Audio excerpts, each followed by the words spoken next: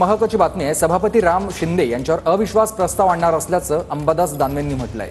उपसभापतींच्या समर्थनार्थाखाली विश्वास प्रस्ताव आणला, हा विरोधकांचा सवाल आहे।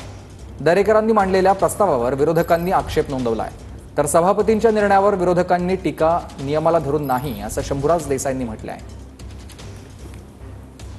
परिषदेचे भारतीय जनता पार्टीचे गटनेते प्रवीण दरेकर यांनी उपसभापतीवर विश्वास दाखल करण्याचा प्रस्ताव ठेवल्यानंतर आम्ही त्याच्यावर पोल मागितलं, पोल दिलं गेलेलं नाही। सभागृहात ही भूमिका मांडू न देता रेटून त्यांनी हा प्रस्ताव मंजूर केला, त्याला आम्ही विरोध केला। आणि हे सगळं असताना राज्याचे मुख्यमंत्री सभागृहात होते।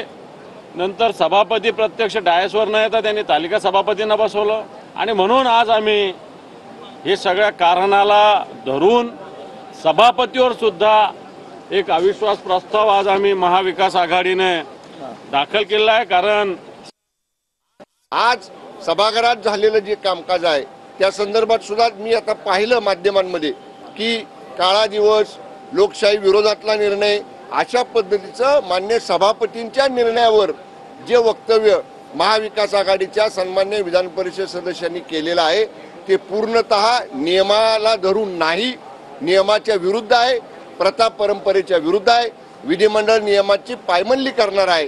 त्यामुळे नाहक अशा पद्धतीचं वक्तव्य महाविकास आघाडीने करू नये एवढंच आपल्या माध्यमातून मला या ठिकाणी सांगायचं।